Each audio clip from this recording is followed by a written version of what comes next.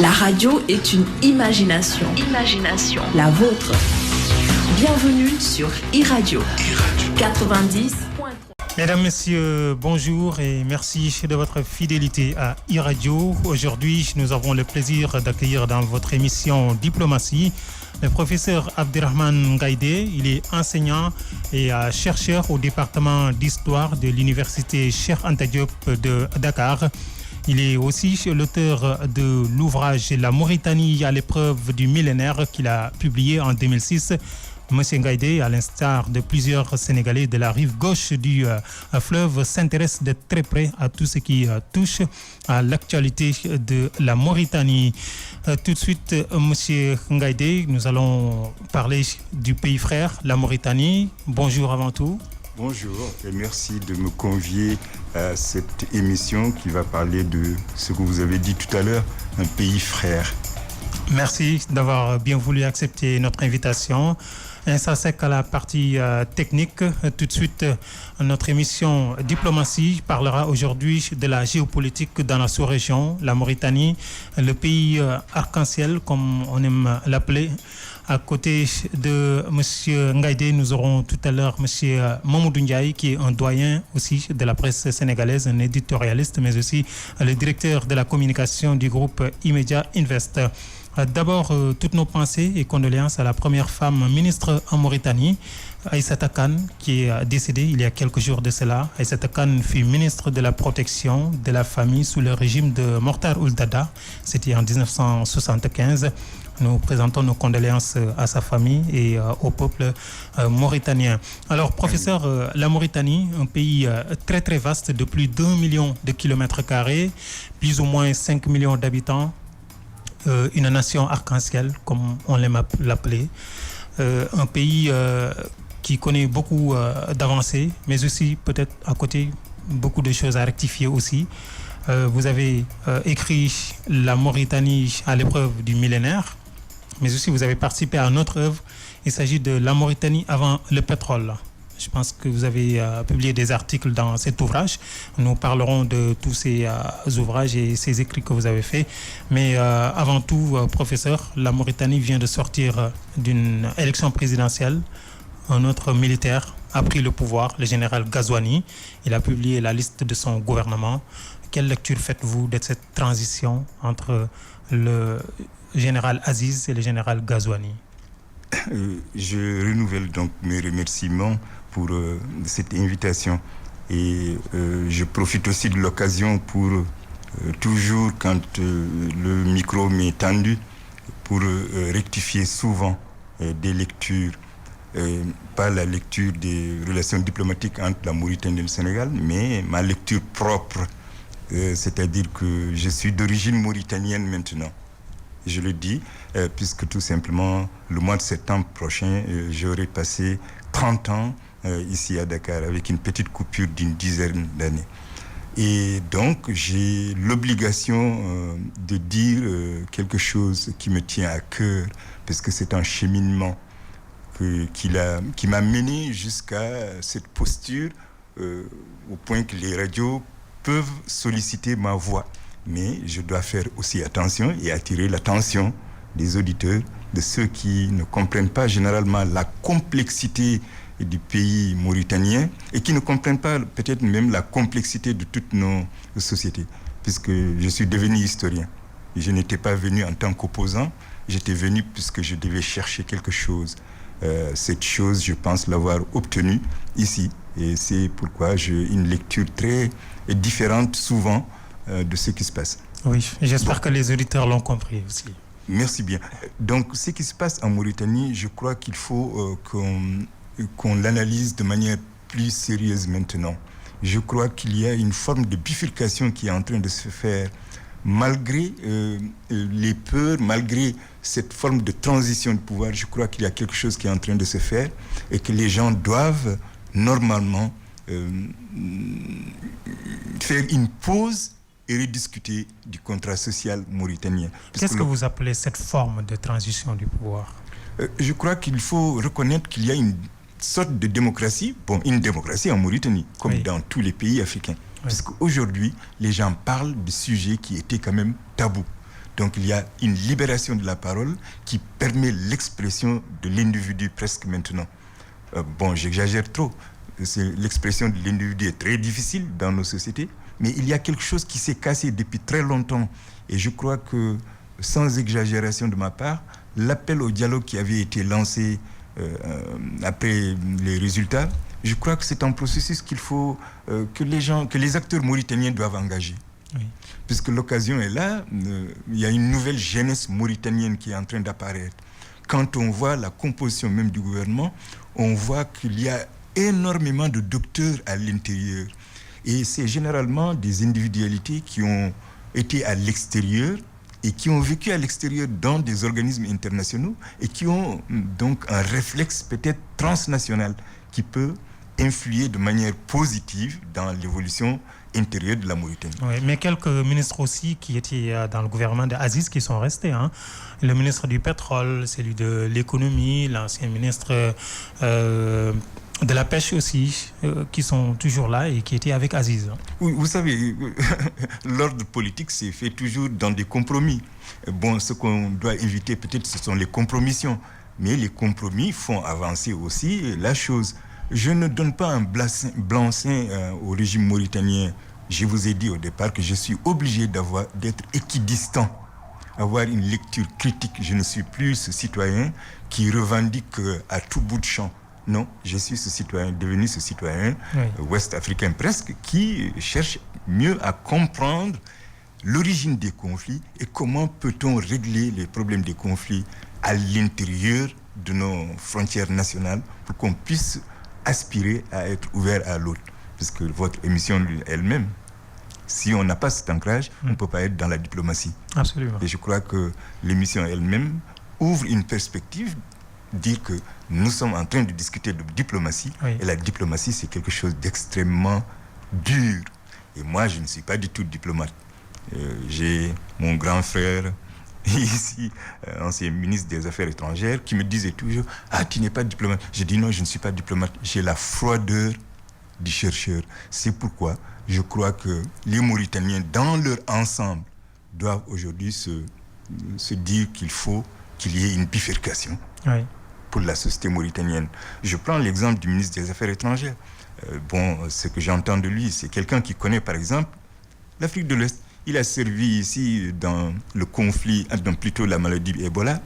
Et si je prends l'exemple type que je connais le mieux, c'est le ministre de l'Intérieur, Mohamed Ould Merzouk. Qui était à l'OMVS. Qui était à l'OMVS, qu'il a dirigé doublement et qui fut mon professeur. Et je sais que c'est des individualités de ce genre qui peuvent peut-être permettre à des gens comme moi, rêveurs, de rêver qu'il peut y avoir un déclic à partir de ce nouveau gouvernement. Et puis, comprendre aussi une chose, que le gouvernement actuel connaît très bien l'Afrique de l'Ouest. Le ministre de la Défense était le général qui dirigeait le G5. Mohamed Ould Merzouk, il connaît pas seulement le Sénégal, mais il connaît toute l'Afrique de l'Ouest. Et c'est le ministre de l'Intérieur, c'est symbolique pour moi, puisqu'il connaît aussi toutes les communautés mauritaniennes. Et il est issu d'une communauté aussi longtemps opprimée, et qui contrôle le ministère de l'Intérieur, et qui contrôle le ministère de la Justice, et plein d'autres structures qui peuvent peut-être donner chance à une ouverture pour un dialogue transversal qui va prendre en charge l'ensemble des questions mauritaniennes et l'ensemble des questions de la sous-région aussi. D'accord. Alors, l'ensemble des questions mauritaniennes, dans ce nouveau gouvernement, on ne sent pas qu'il y a l'implication de toutes les couches sociales, politiques, économiques. L'opposition, par exemple, est totalement absente de ce gouvernement, mais aussi on ne voit pas aussi beaucoup de représentants des régions sud. Je parlais de la vallée, le Gorgol, le Guidi-Maha, entre autres, sont des régions qui semblent être absents de ce nouveau gouvernement. Est-ce que cela peut freiner un peu cet élan de réconciliation nationale? Oui, vous savez, dès que les statistiques entrent dans le processus social, il y a quelque chose qui se casse. Il est vrai qu'il faut qu'il y ait une visibilité de l'ensemble des communautés, mais est-ce que c'est la visibilité d'une communauté qui règle le problème de l'individu dans sa communauté. C'est ça le problème. Est-ce que réellement cette forme de marginalisation qui est là depuis les indépendances est liée aussi à un fait historique que nous n'analysons pas réellement, puisque les Noirs ont toujours été les porte-drapeaux de l'administration depuis le temps colonial.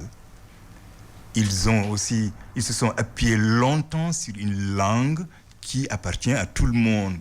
C'est le français. Et donc, il y a quelque chose qu'il faut réfléchir par là. Et sinon, nous risquons de continuer à compter le nombre d'individualités issues d'une communauté et qui peuvent ne pas du tout représenter la communauté, les intérêts de la communauté. Oui. La communauté sera appelée au secours, puisque tout simplement, c'est un moyen pour faire bouger les lignes de conflit, mais ça ne se reflète absolument rien. Mais nous sommes en politique aussi, hein, M. Gaïdé. Oui, aujourd'hui, c'est la communauté Wolof qui réclame sa visibilité en Mauritanie, et qui a été oubliée apparemment. Et donc, qui est une minorité aussi. Qui est une minorité, mais une excellente minorité pour moi, et qui règle un problème quelque part, puisque sa double appartenance à la Mauritanie et au Sénégal, c'est quelque chose d'important. À l'instar des Halpulaar, des Soninké, et tout le monde. Et même des Hassania. Hein. Oui, mais si on remonte trop loin dans l'histoire, pas trop loin d'ailleurs, 2 siècles peut-être, Ndjemot Mbodj était de l'autre côté. Oui. Il y avait un Mauritano-Sénégalais qui aurait pu être émir du Trarza et Brak Diwalo.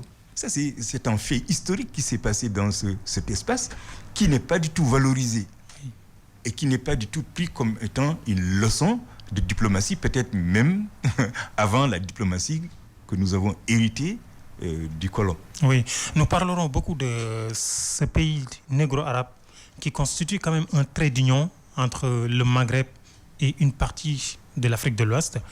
Le rôle de la Mauritanie dans cet espace subsaharien aussi important, vu aussi les nombreuses potentialités économiques dont il dispose. Oui, la Mauritanie a toujours été considérée comme un trait d'union, mais dans un texte que j'ai produit et qui est dans l'ouvrage que vous avez cité, la Mauritanie avant le pétrole, je me posais la question de savoir qu'est-ce qu'un pays trait d'union. Puisque le trait d'union, c'est clair, il est trait d'union. Oui. Si on le catapulte, l'union disparaît. Donc, il faut qu'on arrête de dire trait d'union. Il y a une compénétration. Moi, je suis pour maintenant la compénétration, l'impossibilité de retrouver la frontière qui sépare les communautés. Si on va sérieusement dans l'analyse historique et sociologique, il y a une compénétration de ceci. Moi qui vous parle aujourd'hui, j'ai des tantes nares, blanches, oui, et qui sont de Kifa. J'ai d'autres parents qui sont d'origine haratine. J'ai aujourd'hui même une petite fille qui est d'origine française. Donc, nous cheminons vers quelque chose qu'il faut essayer de renforcer. Et la Mauritanie, pour qu'elle devienne le trait d'union, il faut qu'on reprenne l'interpénétration des communautés, puisque ça existait. Moi, j'ai grandi dans toutes les grandes villes de Mauritanie. Je ne connaissais pas du tout le racisme, non. J'ai grandi dans une ville, par exemple, qui s'appelle Ayoun El Atrous, qui est la 2e région, où aujourd'hui vous rencontrez des gens, Abdallahi Oulba, Abdallahi Oulsal, Abdallahi Oul Gay, Oul Gay, pour vous dire que les nègres se sont intégrés à l'intérieur de la société. Il y a un tissage de la société qui n'est pas rendu compte. Et ce sont des relations qui ne datent pas d'aujourd'hui. Oui, mais c'est des relations qui nous permettent de dire que le pays est un trait d'union. Oui. Mais le trait d'union est faussé peut-être par la puissance aussi des pays qui sont tout autour, l'Algérie et le Maroc. Le Maroc représente pour moi, en réalité pour moi, aujourd'hui le Maroc représente pour moi le pays trait d'union, oui, que la Mauritanie n'a pas pu faire. Justement, parlant du Maroc, un pays très très proche de la Mauritanie, dans plusieurs domaines. Hein. Le Maroc, dont on parle son adhésion au sein de la CEDEAO, la Communauté économique des États de l'Afrique de l'Ouest. Aujourd'hui, si le Maroc adhère à la CEDEAO, quelle sera la place et le rôle de la Mauritanie au sein de cet espace? Bon, c'est une question qui me préoccupe en réalité. Et bon, j'ai produit même un texte, un long texte, mais en arabe, en fait traduit en arabe, et publié dans un ouvrage collectif au Maroc sur les relations entre le Maroc, les relations historiques entre le Maroc et l'Afrique au sud du Sahara. Je me pose toujours la question de savoir que le Maroc a une continuité historique dans sa tête. Depuis la bataille de Tondibi de 1591 et jusqu'au libéralisme, le Maroc a une continuité historique qui doit nous réveiller et qui doit réveiller même les Mauritaniens pour qu'ils aient une continuité historique en s'appuyant sur les relations séculaires qui ont toujours uni la Mauritanie et le Sénégal pour peser et revenir à la CEDEAO justement, puisque les devises mauritaniennes se retrouvent dans le CFA. D'accord. Ce n'est pas dans l'euro. Ok, alors nous allons accueillir le doyen Mamoudou Ndiaye, qui est aussi une très grande plume dans la presse sénégalaise. Nous avons été ensemble à Nouakchott, doyen, le 26 juin dernier, lors de l'élection présidentielle. On a vécu la présidentielle avec les Mauritaniens. Alors, quelle lecture avez-vous faite de ce peuple mauritanien qui est sorti pour voter massivement et à l'arrivée à Ould Ghazouani qui a remporté cette élection? Bonsoir d'abord Ibrahima. Bonsoir. Et je salue mon ami Gaïdé. Tout un plaisir de participer donc à ce deuxième numéro de diplomatie. Effectivement, nous avons été en Mauritanie et nous avons pu décortiquer un peu le processus électoral et surtout le jour de l'élection. Les lectures sont assez nombreuses, mais au moins il y en a une qui est centrale. C'est d'abord que les Mauritaniens ont accepté d'aller à l'élection. L'opposition elle-même a accepté d'aller à l'élection. Le pouvoir lui-même a accepté non seulement d'aller à l'élection, mais d'organiser le processus électoral. Et je crois, puisque nous avons rencontré le président de la Commission électorale nationale, lui-même nous a expliqué dans le détail, n'est-ce pas, tout le cheminement devant aboutir à la tenue de l'élection. Et je crois, d'après ce qu'il nous avait dit, qu'il n'y a pas eu une seule fois où l'opposition a objecté sur les questions devant relever d'un consensus national. Et à chaque étape, il a eu à convier l'ensemble des acteurs. Et au fur et à mesure justement qu'on connaissait le nombre de participants à l'élection, naturellement, l'invitation se rétrécissait autour des seules personnes habilitées à compétir pour l'élection présidentielle. Donc il me semble qu'il y a en Mauritanie, en tout cas, vu du Sénégal ou en tout cas vu de l'extérieur, une sorte de tournant politique où les acteurs acceptent un certain nombre de modus operandi, même si encore il y a des contestations ici ou là. Vraiment. C'est normal, c'est dans un processus électoral, il y a toujours des insatisfactions. Je ne veux pas mettre en parallèle ce que nous avons vécu au Sénégal, mais depuis 1983, quand on posait le premier code électoral au Sénégal, mais il avait été contesté vigoureusement par celui-là qui, plus de 20 ans après, était devenu le président de la République du Sénégal, je vous nomme Abdoulaye Wade. Oui. Donc c'est dire que ne regardons pas peut-être la Mauritanie d'aujourd'hui en disant simplement qu'elle a acquis tous les attributs de la démocratie et par conséquent, voilà, tout est bien, ou bien que bon, c'est zéro faute. Non. Eux-mêmes ont accepté cela simplement parce qu'il faudrait quand même abréger un peu les souffrances du pays. Nous avons rencontré un ancien Premier ministre, nous avons rencontré un ministre de l'économie et des finances, nous avons rencontré des gens qui ont une capacité d'analyse et une capacité d'abstraction des réalités du pays au point peut-être de se dire qu'aujourd'hui, la Mauritanie a des atouts. La Mauritanie peut compter parmi les pays maintenant qui peuvent peser dans la sous-région. Je pense notamment au groupe G5. Oui. Ils y ont joué un rôle. Et mon ami Ngaïdé venait de dire justement que le ministre des Affaires étrangères était donc au sein du G5 pour commander donc, la force d'interposition qui était à Bamako. Donc c'est dire que le tournant favorise également l'émergence, n'est-ce pas, de nouvelles têtes qui arrivent et qui comprennent un peu les enjeux, mais en même temps aussi qui peuvent redonner à la Mauritanie une certaine immersion dans la région, qui est sa région naturelle d'évolution. Oui. Je disais à mes amis mauritaniens que vous avez un peu tendance à vous tourner vers le Maghreb, mais alors que votre racine dorsale, elle est en Afrique de l'Ouest. C'est ça. C'est l'Afrique de l'Ouest qui a fait prospérer une bonne partie justement de la classe moyenne mauritanienne.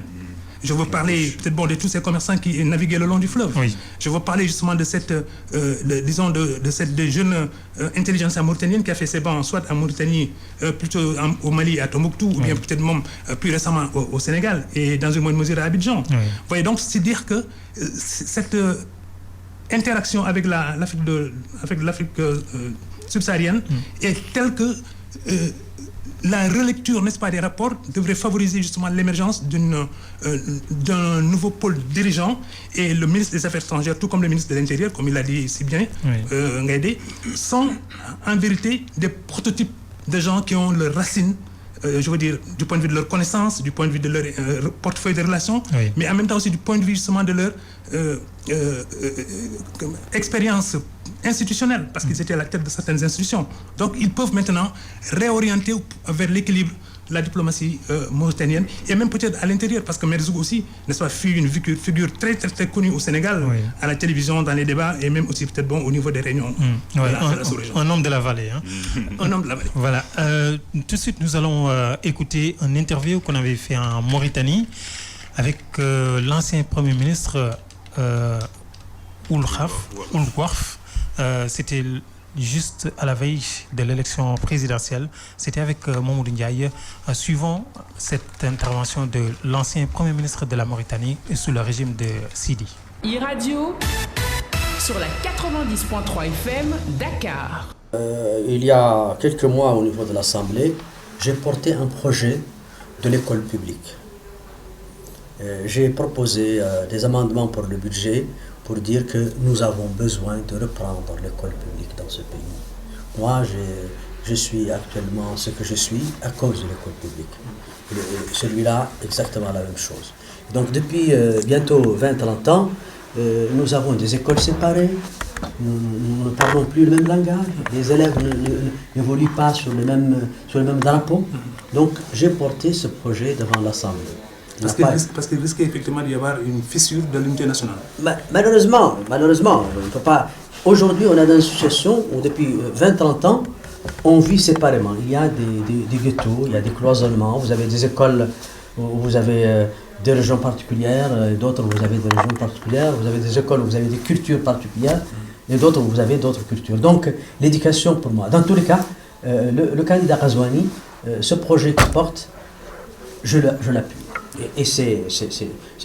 Et pour moi, c'est la solution. S'il n'arrive à faire quelle éducation, c'est déjà tout. Vous le connaissez personnellement, et quels sont selon vous justement des éléments de qualité qui le distinguent sans doute pour peut-être pouvoir prétendre à la fonction suprême dans le pays?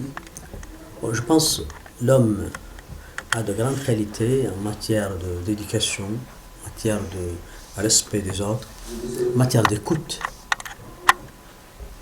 Il a de l'expérience et je pense aussi qu'il a de la vision et qu'il est appuyé par des forces politiques capables de lui apporter tout le savoir-faire et toute l'expérience requise. E-Radio sur la 90.3 FM Dakar. Merci Insensec. C'était l'ancien Premier ministre Yahya Ould Mohamed El Ouarf que nous venons d'écouter. Professeur, quelle réaction après avoir écouté ces propos de l'ancien Premier ministre sous le régime de Sidi Ould Cheikh Abdellahi qui a été renversé en 2008?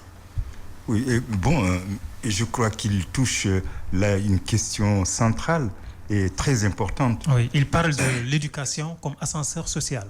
Oui, normalement ça doit être ça. Mais malheureusement, depuis 1978, l'ascenseur social, c'était l'armée. C'est ça le problème, le grand problème en Mauritanie, c'était que depuis 1978, pour devenir quelqu'un, il faut être dans l'armée. L'école, et moi je suis le produit de l'école mauritanienne. Beaucoup de gens, d'ailleurs, peuvent s'étonner. Mais je suis venu ici pour en tant qu'élément de l'école mauritanienne, et je pèse mes mots, ça signifie beaucoup de choses il y a 30 ans. Et ça signifie encore beaucoup de choses jusqu'au jour d'aujourd'hui. Beaucoup d'entre nous, d'origine mauritanienne, ont été formés ici, comme l'a rappelé tout à l'heure le grand frère. Et ce que le Premier ministre vient de dire tout à l'heure, nous l'avons écouté. Tous les Mauritaniens le savent, que les écoles sont séparées. À l'intérieur de l'école, il y a des séparations à l'intérieur même de l'école. Et c'est ça le drame de la Mauritanie. Tant qu'on ne trouve pas justement un juste équilibre pour faire comprendre aux jeunes Mauritaniens que les langues que vous allez apprendre ne sont pas des langues qui vont vous écraser, mais c'est des langues qui vont vous ouvrir des perspectives. Aujourd'hui, avec 30 ans après, je regrette d'avoir perdu une partie de mon arabe alors que j'étais parfaitement bilingue, puisque par réaction, j'ai rejeté la langue arabe alors que je ne devrais pas le faire. Aujourd'hui, je conseille à tout le monde de le faire, d'apprendre cette langue qui nous permet justement même de communiquer 5 fois par jour avec avec la religion que nous avons choisie. Oui. Donc, le Coran a toujours rythmé, l'arabe a toujours rythmé notre corps, a toujours rythmé notre temps. Donc, il faut que les gens se réveillent. On ne peut pas apprendre une langue tout simplement pour fuir l'idiot. Mais on apprend une langue pour pénétrer la culture de la société. Donc, il faut que les Mauritaniens sachent qu'en apprenant leur langue, ils s'ouvrent à eux-mêmes d'abord, de l'intérieur, et ils s'ouvrent aux autres. Et, ironie du sort, le ministre de l'Éducation actuel, c'est mon oncle, c'est mon petit-oncle, Adama Soko, qui est de Tuldé et de chez moi. Quand il a été nommé, d'ailleurs, j'ai ri sur les réseaux sociaux, on l'a présenté Adama Sonko. Beaucoup de Mauritaniens se sont demandé est-ce qu'il y a des Sonko en Mauritanie, et en faisant parallèle avec Sonko, président.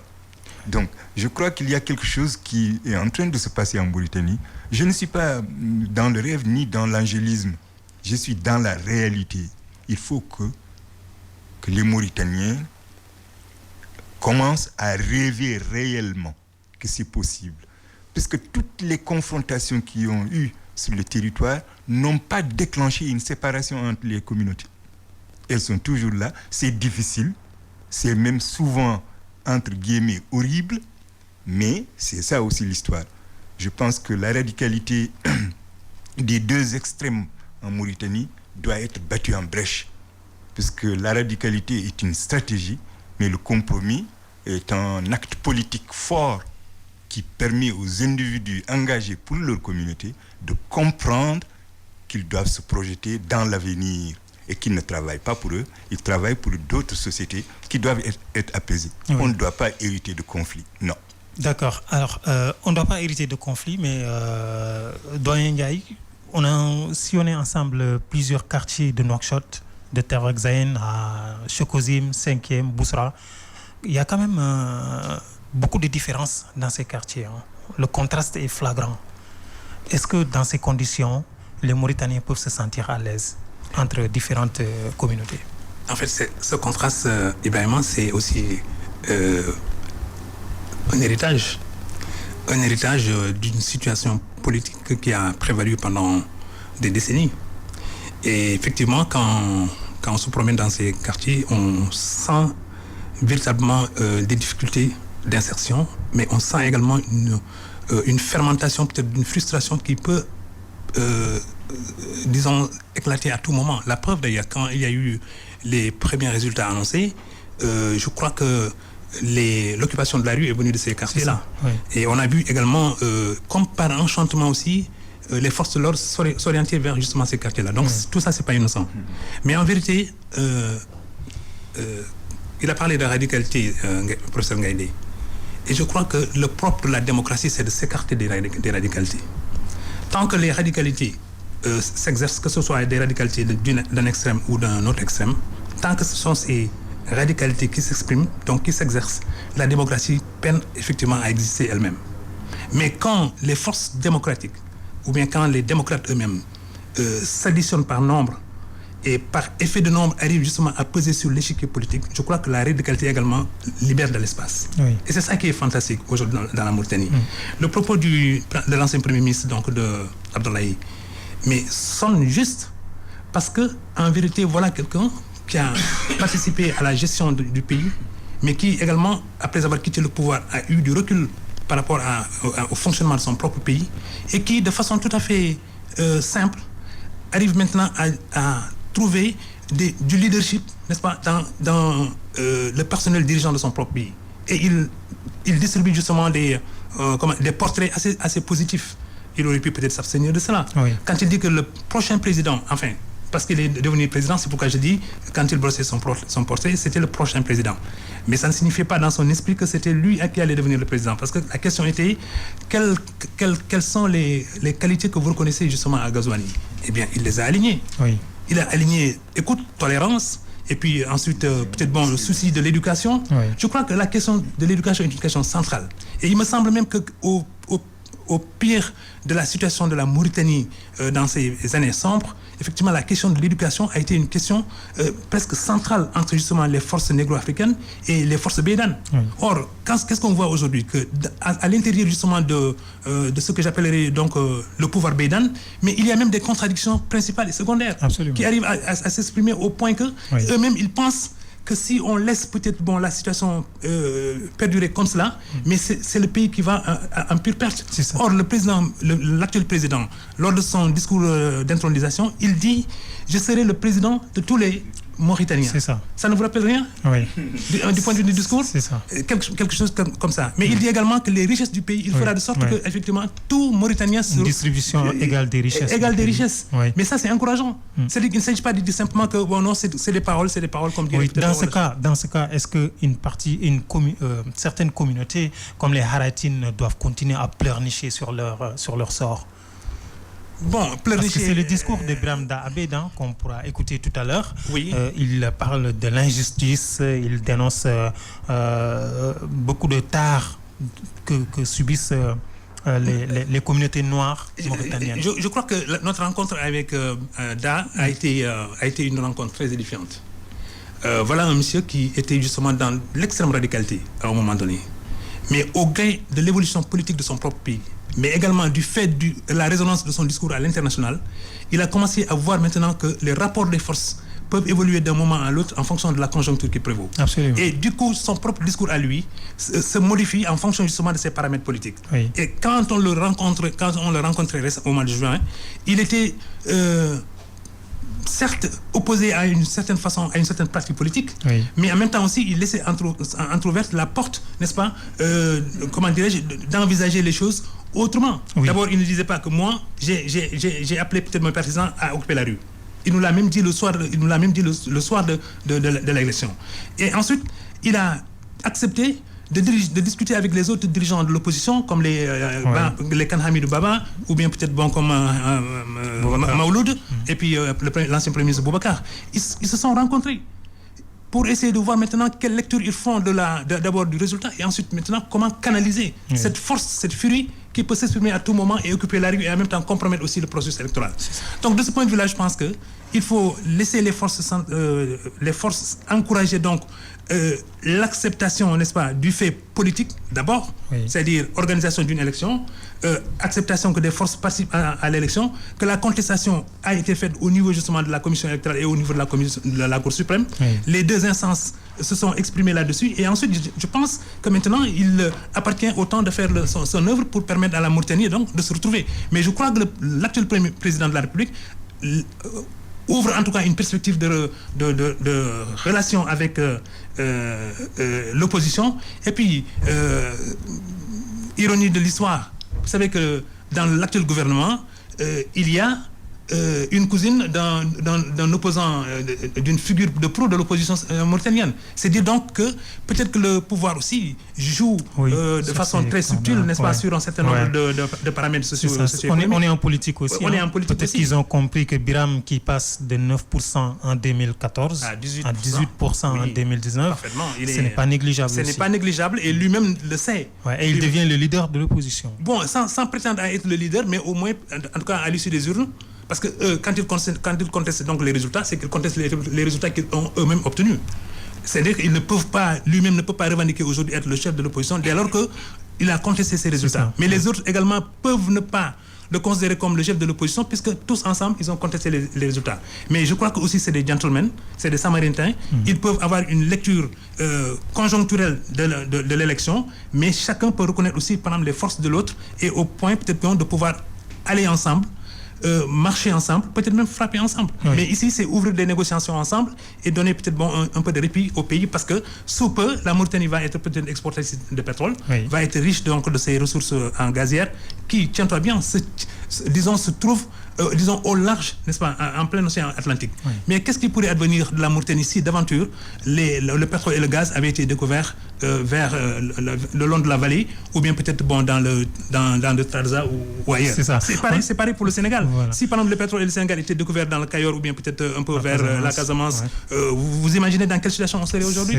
Mais parfois il y a la main invisible de Dieu. C'est ça, nous y reviendrons tout à l'heure, le pétrole et le gaz. Tout de suite nous allons suivre les propos de Biram Da Abed qui avait obtenu 18% à l'issue de cette élection présidentielle. C'était au mois de juin dernier à Nouakchott. Biram Da Abed que nous avons rencontré au QG de son parti. Donner l'espoir aux populations mauritaniennes qu'on va refaire les routes très délabrées, les routes qui ont été construites depuis les premières années de l'indépendance. On a donné l'espoir aux Mauritaniens qu'ils vont s'approprier leurs richesses, leurs très grandes richesses halieutiques, les richesses de sous-sol en fer, en or, en gaz, en pétrole. Ça va être réinvesti pour le bien des Mauritaniens. C'est avec ça qu'on a gagné la confiance des Mauritaniens, avec notre constance dans le combat, avec notre témérité dans les propos, dans la contestation, avec notre résistance face à la répression, à la prison, à la torture, à l'interdiction. La vie du pays, que pour lui, il faut que l'opposition que lui s'imagine qu'il représente soit proche du pouvoir pour garantir une stabilité pour la Mauritanie. Donc, il a fait le choix de la stabilité au détriment des droits des citoyens, au détriment des droits des masses. Et ça, c'est une vision. iRadio sur la 90.3 FM Dakar. Merci à Insensec, c'était Biram Da Abed à l'instant, l'opposant mauritanien, qui parle de son frère Haraïtine, Ould Messoud. Y a-t-il des dissensions entre Haraïtine, entre communautés noires? Bon, il faut que je revienne sur ce que vous avez dit tout à l'heure par rapport à cette capacité d'écoute du président Ghazouani. C'est un ancien Premier ministre qui parle et qui connaît les politiciens. Moi, je suis loin. Je pense que ça peut permettre d'ouvrir une brèche. Mais il y a autre chose que les gens qui nous échappent souvent. C'est que la société maure en tant que telle, en tant que, entre guillemets, blanche, elle-même, en train de changer de l'intérieur. Puisque aujourd'hui, qui arrive au pouvoir, c'est un marabout. Et le Premier ministre aussi est issu des marabouts. Oui. Dans ce que les historiens appellent la longue durée, il y a toujours eu une lutte entre les marabouts et les guerriers. Donc, les guerriers sont partis, les marabouts sont au pouvoir. Certainement, les marabouts viennent en renouvelant la lecture de leurs livres pour qu'ils puissent permettre à la société de se rassembler en fonction des communautés. Puisque dans le Coran, on accepte l'existence des communautés, puisqu'il dit qu'il nous a créés en tribu pour qu'on puisse se connaître. Cela doit s'appliquer en Mauritanie, puisque 100% d'individus sont musulmans. Le grand problème aujourd'hui de la Mauritanie, c'est la communauté haritine. Vous voulez parler des tribus Beydan? Oui, Maure. Je n'aime pas trop le terme Beydan, qui est un peu péjoratif. Je préfère le Maure, voilà. Tribu Hassan, blanche, entre guillemets, n'aimant pas aussi la race. Comme vous voulez. Le grand problème mauritanien aujourd'hui, c'est réellement la communautarisation de la société, de la, entre guillemets, communauté haratine. Puisque la division qu'il y a à l'intérieur qui est en train de se recoller chez les Maures blancs, Ils évitent la fracture à l'intérieur de la communauté d'ensemble. Ils ne veulent pas que les Haratines soient une communauté à part. Dès que la communauté est à part, ça peut créer des problèmes et beaucoup d'ailleurs disent que ça peut conduire à une libanisation du pays. Pourquoi je le dis? Biram n'est pas le patron de l'opposition, puisqu'il est adossé à une coalition. Il est singleton politique, il n'a pas de parti politique, donc il ne peut pas être patron de l'opposition. Un patron de l'opposition est appuyé sur son parti et les artères de son parti. Mais professeur, l'heure est aux grands ensembles quand même. Non, ce n'est pas la statistique. Est-ce qu'un parti politique à lui seul peut prétendre briguer le suffrage des Mauritaniens? Non, je dis... Dans un pays aussi... Non, il y a une différence. Je dis qu'il n'a pas de parti politique. Ça signifie quelque chose. Oui. Donc, il ne peut pas diriger l'opposition. Il dirige l'opposition en tant que wagon dans notre parti. Il ne peut pas l'accepter. Même s'il draine des foules. Même s'il draine des foules, Biram a muté. C'était un droit de l'homiste. Oui. Il a su justement ce que vous décrivez dans les quartiers. Il a su que pour régler justement l'injustice qui se trouve dans les quartiers, il faut accéder aux politiques. Il faut accéder à la décision. La prise de décision, il a parlé tout à l'heure de route à faire. Oui. Je crois que les Mauritaniens, je le dis, je suis loin de plus en plus, d'ailleurs je ne suis pas ce qui se passe là-bas, mais je crois qu'il y a un changement profond, des changements qui sont là, que vous-même vous avez constaté, malgré l'existence de ces poches de pauvreté qui existent partout dans tous les pays du monde. Mais ce n'est pas aussi pour fuir le débat, oui. Mais je crois que le grand problème mauritanien, c'est le problème des Haratines. Ce n'est pas les négros mauritaniens traditionnels, les Halpulaar, les Soninké, les Wolof et les Bambara minoritaires. Oui. Non, c'est l'unité. Vous avez posé le problème tout à l'heure. Il y a une petite quand même évolution qu'on a pu noter. Oui. Quand nous sommes allés au QG donc de Biram, nous avons rencontré donc son directeur de campagne. Oui.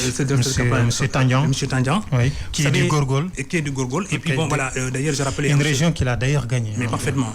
J'ai rappelé à Monsieur Tandian que bon voilà, ce qui me permet juste de relever une petite observation. Et il m'a permis donc de relever cette observation. Tandian est de la communauté Soninké. C'est ça.